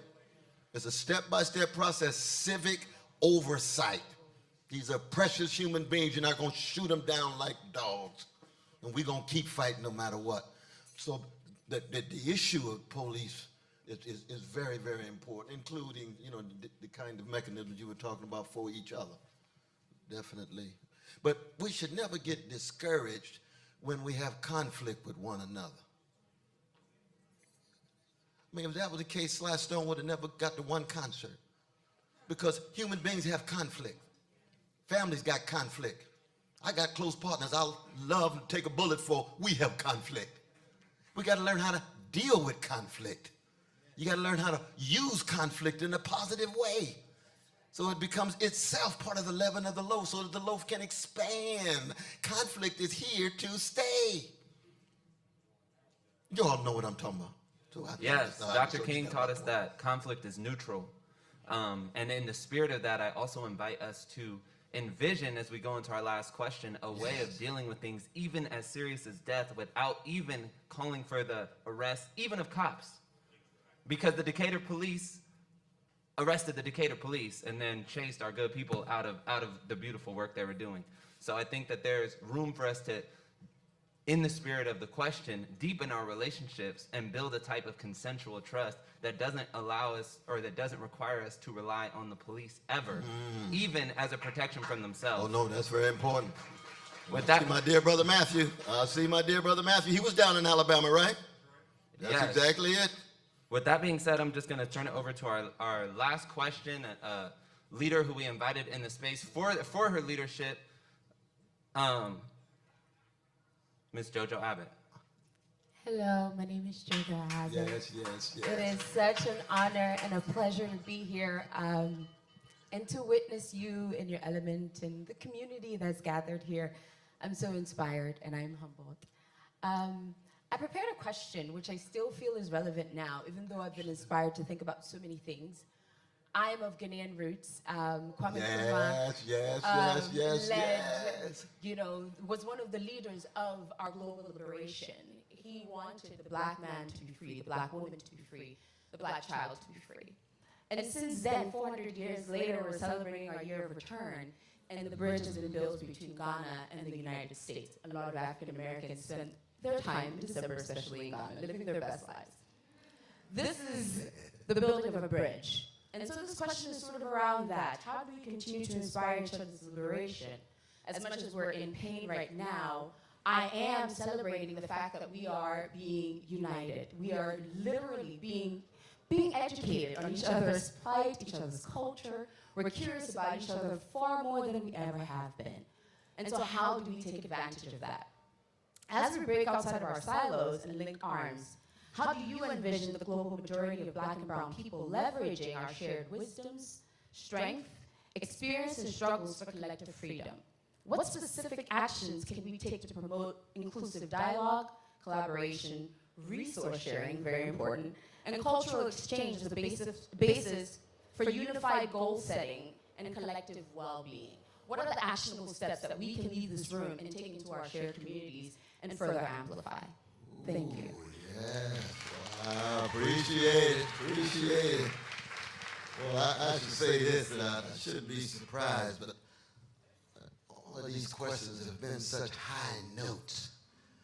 And I deeply appreciate that, because as I said before I came, as I told you, brother, to learn and listen. I have learned and listened and been instructed and inspired. Two different levels for me, because I'm an internationalist. See, for me, every flag is under the cross. Every flag. And for me, the cross signifies unarmed truth, unconditional love, especially for the wretched of the earth in the language of France Fanon. So when I look at the African nations, I look at the poor and working classes there. When I look at LA, I look at the poor and working classes there. I learned in the 25th chapter of Matthew, what you do for the least of these, you do unto me. To be in solidarity with oppressed people no matter where they are. So I'm an internationalist in that sense. The question is, how does it connect to the global? I mean, the global with the local. One of the challenges we have when we talk about our precious brothers and sisters from Africa in terms of time, because I am from Africa, it's just been a long time, since it goes back 9 generations or so, right? I'm an African in the new world. I'm just a black man because I took what was African and reshaped it in such a way I had to deal with all of this terror and trauma and unbelievable hatred coming my way. Same is true with folk in Haiti, same is true with folk in Jamaica and so forth in the new world as Africans. But those who were there, Ghana, Ethiopia, and other places, you see, that the white supremacy, which is a global system, has taught black people in the United States to look at Africans through white supremacist lens. And the white supremacy has taught Africans to look at black people in America through white supremacist lens. So that it becomes challenging to build bridges because the very lens that we have been taught push us back away from each other. This is why the Pan-African movement is very important, even though I have various critiques of it and so forth. Because at least he had an international view. I don't have to accept everything about the great Marcus Garvey to understand that he knew that Africans were human beings, the first Africans, and therefore ought to be viewed first and foremost as human beings, not coming out of the stereotypes of white supremacist perception. So that when Africans come to the United States, those Africans are coming what? Voluntarily in a certain sense. Now, of course, they could be pushed in terms of refugees and asylums and so forth, but it's not on those slave ships. And so the question becomes, how do we shatter the white supremacist lens so that we can have the genuine solidarity as Africans, as human beings, concerned about the poor and working classes in our respective nations. America is an empire. An empire. You don't have 800 military units around the world unless you're an empire. And it doesn't want to be a nation among nations because it's too arrogant, because it's too condescending of other nations, and because its capitalist economy wants to dominate the world for profit. That's why my candidacy, I want to head the American empire in order to dismantle the empire. I'm an anti-imperialist across the board. You see. In the same way I want to abolish poverty here, I want to abolish poverty in Africa. Resources required. Get World Bank out of the way. Get IMF out of the way. That's corporate interest. That's Wall Street. That's Silicon Valley. That's the monopoly interest. What about the people's interest? Not just here in LA, but in Lagos, in Accra, in Addis Ababa, and of course also in Latin America and the Caribbean with Haiti and so forth. So that locally, we got to shatter these white supremacist lens and begin to be in solidarity with each other, especially the poor in each of those nations. But then globally, we got to understand we're dealing with imperial entities. And the United States is the major empire, not just the major empire. Now it's the largest empire in the history of the world. There's been roughly 70 empires since the species emerged from Africa. The United States is number 68. And what happened to the Roman Empire? Gone. Military outreach, corruption and cowardly of the elites, citizens feeling powerless, revolution. What happened to the British Empire upon which the sun never set? They said it would last forever. No, it's contingent. It's gone because of anti-colonial struggles. What happened to the Austro-Hungarian Empire? What happened to the Ottoman Empire? What happened to the Persian Empire? They are gone. The American Empire one day will go. The question is, what do we do in the midst of this empire to bear the kind of witness, the integrity, honesty, decency, justice, self-determination, and self-respect, especially for the ones catching hell, to use the language of Malcolm. That's what our task is. And it's a beautiful thing because you have a lot of joy in the struggle, but you get ready to be bombarded with levels of lies and crimes and mendacity, and all you say is, you don't understand that we standing for a people and a tradition that they've been trying to crush for me for 400 years. The very fact that I can look around and see black people in their right minds means that that's a magnificent achievement, because it was not designed that way after the exploitation of our labor. Look at our indigenous brothers and sisters and their land stolen. They thought they could wipe them out. No. And they think they can wipe out Palestinians in Gaza. No. Look in those eyes and see that tremendous determination. Look at that elegance. Look at that tremendous willingness to still have the peace sign as they undergo open-air genocide. That's the struggle of the people. That's the spirit of the people. That's what's kept us going. And it's a beautiful thing. And sometimes all you can do at the moment is sing a song, a crack a smile, a touch a brother, a hug a sister. That's struggle too. That's struggle too. Never forget it. Never forget. Sometimes all you can do is sing a simple song. Brother Matthew, sing a simple song. Lord, I'm talking in my sleep. Yes. To hold on to is a simple song. Let me hear you say, na, na, na, na, na. Dun, dun, dun, dun. Ow! That's the voice of a great people, y'all. Yes, it is. Not Yes, it just is. Lasto. You say what? All of us. Yeah. Oh, the poem. Oh, you got a poem? Oh, what sister got a poem? You got a poem, brother? Come on up, come on up. We're going to end with a poem. Come on, my brother. How you doing, man? Oh, you want my wife? I didn't show what y'all occupy your life. Oh, baby, you want to read the poem too? Lord, Lord, Lord. They can both read the poem. They can both read it, though. That's all right. All right.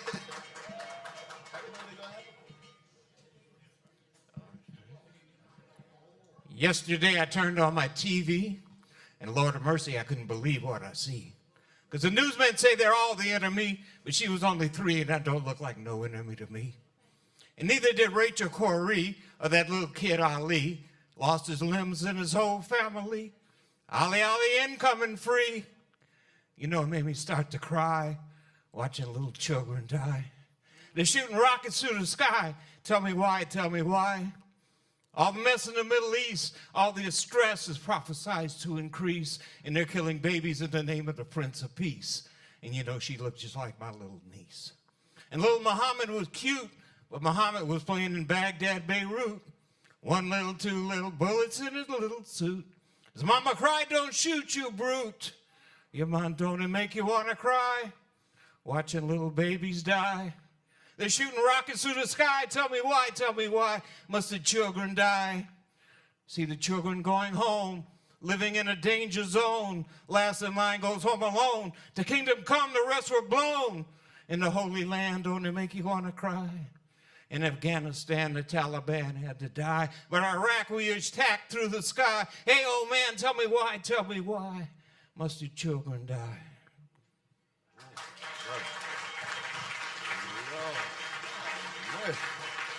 Thank you so much. Lord, Lord, Lord, Lord, Lord. Oh, okay, yes. Boy, that was quite a session. Before we wrap, I want to... Brother, ever ready? You ever ready, though, huh? Well, we work with the Peace and Freedom Party, and I think we got a very good chance. Lord, in fact, you all contact the Peace and Freedom Party and tell them you support me and you want me on the ballot on their line, and that would be a beautiful thing. That would be a beautiful thing. But thank you so much, Richard, brother, Frederick, and Anthony. Yes.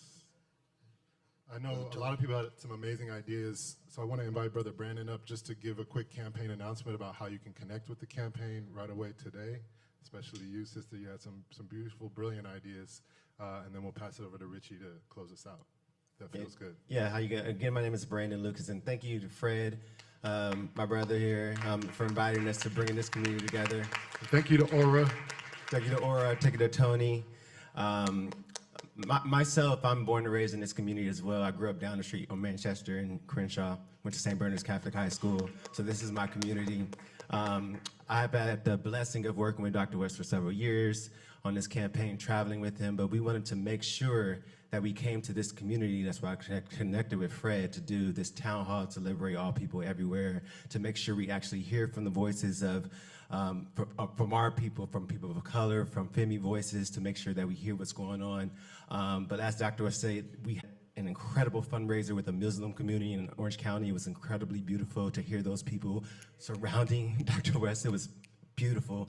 So if you feel so led to donate, we'll have a table outside where you can donate, where you can get more information about the campaign, cornelwest2024.com. Anything you need to know, we have a form on there, but please, we want to hear from you. Please go to the website, please share information. We know a lot of people have a lot of questions and want to understand what is going on. This is a crazy thing that we're doing right now. It's a radical thing, but it's very possible with what's going on with the two major parties right now that we have, that this can be a historical moment if we really get people to rally around what we're doing. So if you could please, donate, educate yourself, share information. It will be a really great thing to be, to feel this moment in the movement and where we're gonna go. So I just want to say that. Thank you, guys.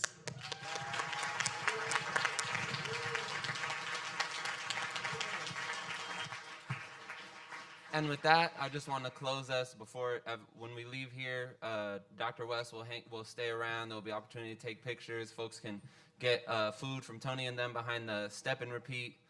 Use the bathroom, hang out. You're not getting kicked out. And I just wanted to close us the same way that we opened. We have a great opportunity here. We have the opportunity to put our community power behind a candidate who seeks to be in community with us and to move in a different way. This brother can only get us.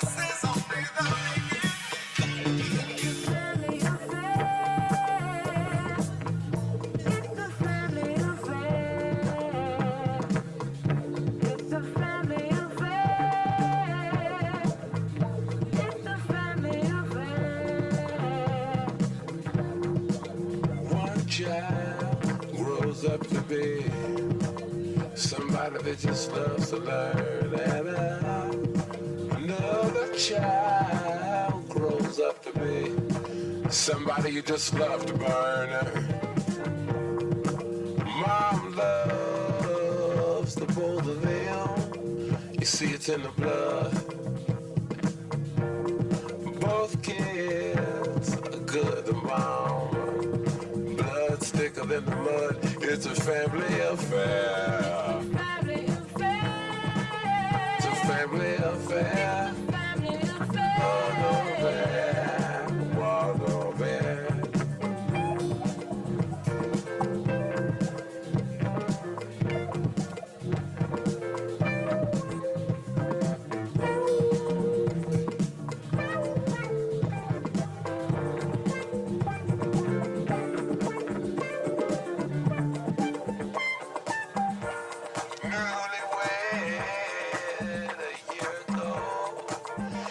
Still checking each other out. Hey, nobody wants to blow. Nobody wants to be left out. You can't leave 'cause your heart is there. But you can't stay 'cause you've been somewhere else. You can't cry.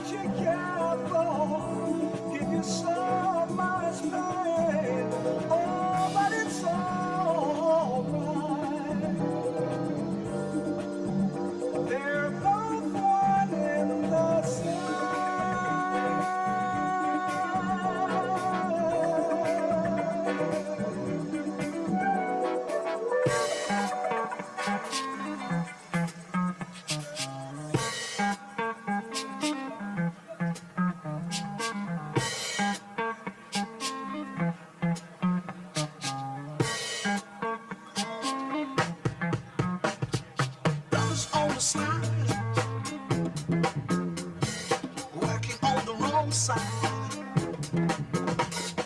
What you gonna do? You can't win, so you know you must lose. We know which way you're going. We know which way you're going. Brothers on the slide.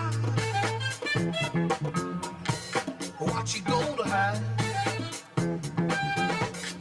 Reckon your folks' name. It's a shame, but ain't no game. We know which way you going. We know which way you going. Slowly sliding, we're doing all that we can. Slowly sliding, but so is the man. Slowly sliding, getting closer day by day. Slowly sliding, gonna put you away.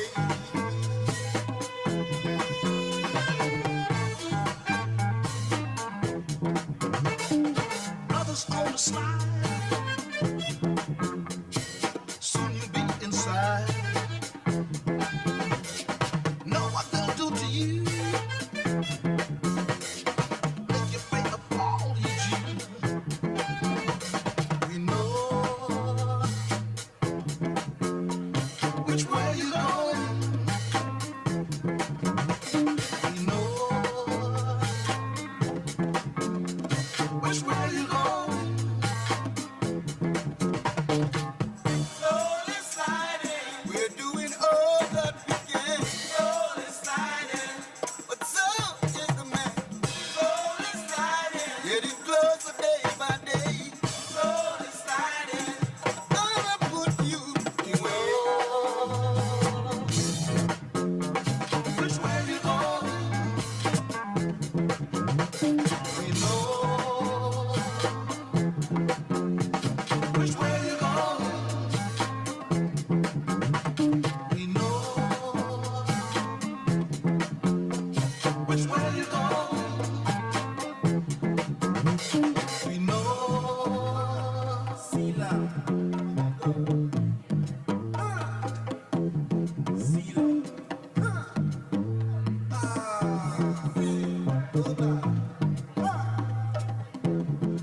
See.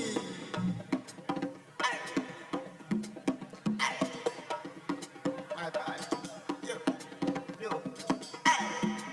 Juicy. See. Kinky.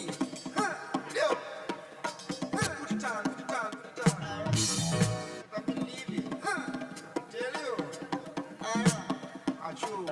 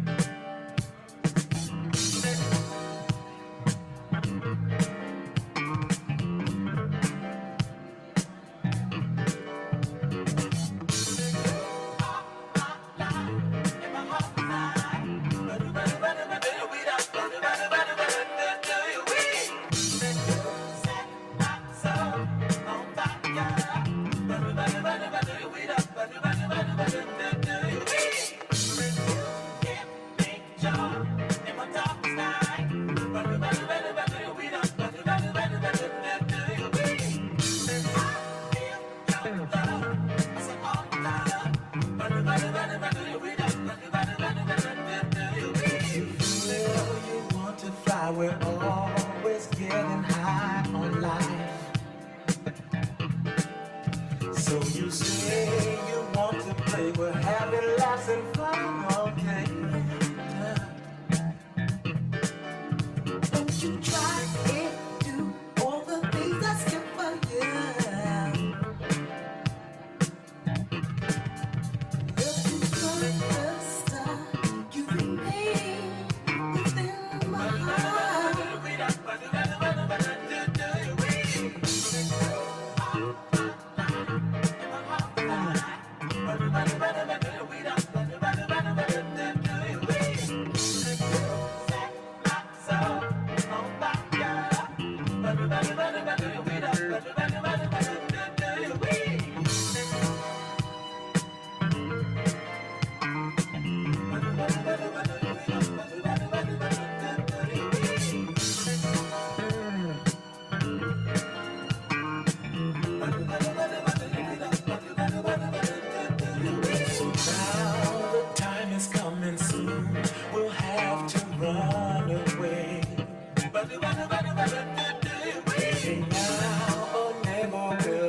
back another day. You in my heart, you are wanted from the start.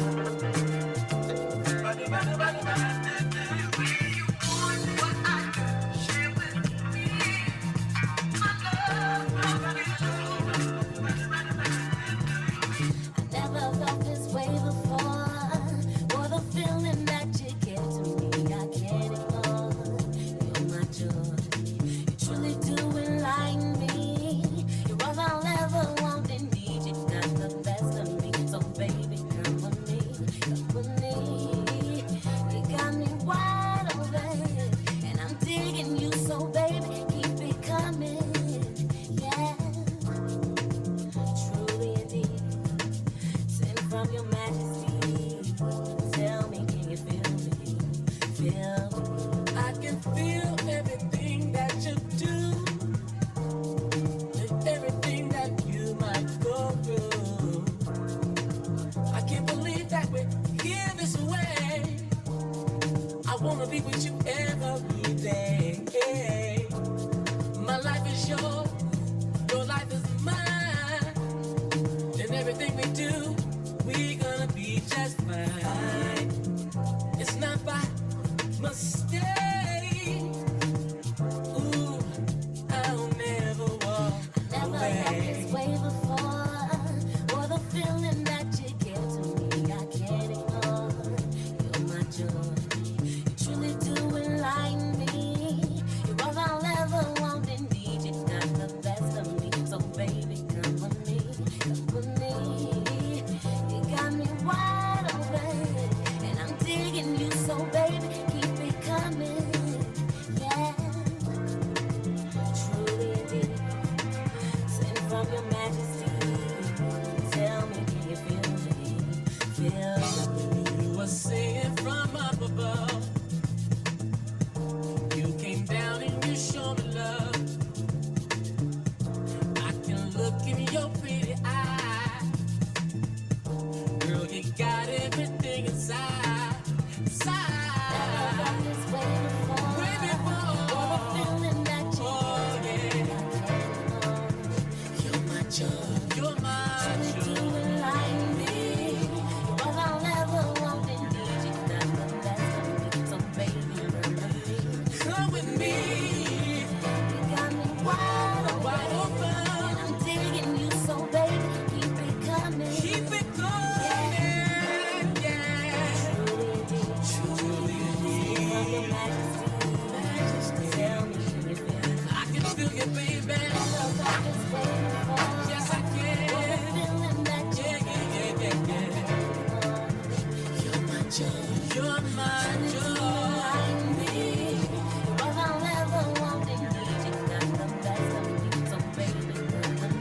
Come with me. Wide open. Keep it coming, yeah. Truly indeed.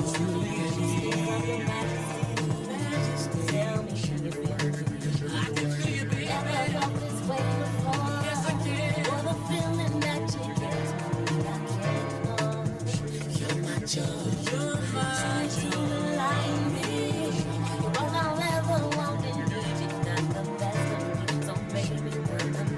Come with me.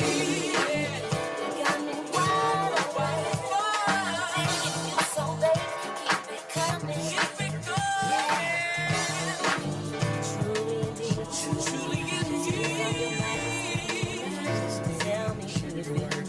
I can feel you, baby. Sounds so good.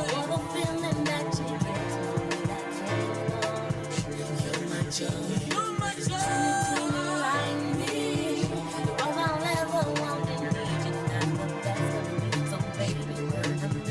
Come with me.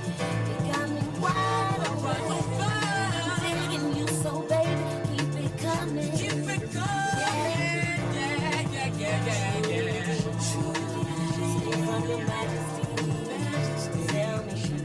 I can feel you, baby. Never felt this way before.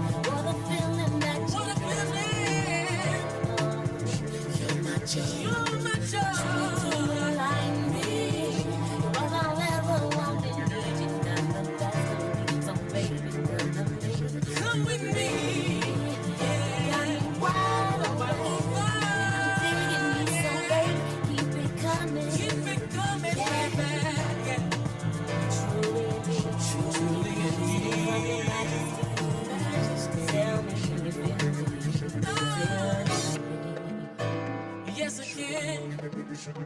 Yes, I can. Keep it coming.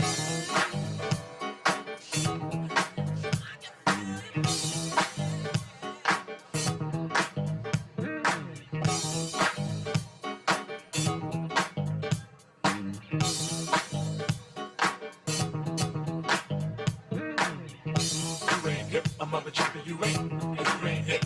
You ain't hip, a mother chopper, you ain't. You ain't hip. Everybody say, you ain't hip, a mother chopper, you ain't. You ain't hip. Come on, say, you ain't hip, a mother chopper, you ain't. You ain't hip. What do you mean? Why don't you clean up your life and empty the trash somewhere else? Not in my bed. Hey, and why don't you fix the covers off your bed and stop messing while you sleep? Yeah, I'm talking to you. Who do you think I was talking to? Ain't nobody else in the room. Everybody say, you ain't hip, I'm not that's what I said. You ain't hip, I'm not you ain't. You ain't hip. Come on, you wanna say? You ain't hip, I'm not you ain't. You ain't hip. You ain't hip, I'm not you ain't. You ain't hip. What do you mean, destroy? The hell can help us destroy? Your lies are quicker than your eyes. You're lying. I know you're lying. That's right. You're lying. God damn it, you're lying. The help us destroy? Nobody but yourself. You know it. Yes, you do. Oh, yes, you do. I don't want to hear it. Y'all heard it so sad. You ain't hip. I'm on the cover. You ain't. What? You ain't hip. Yeah, I said that. You ain't hip. I'm on the cover. You ain't. You ain't hip. Are you talking to me? I say destroy the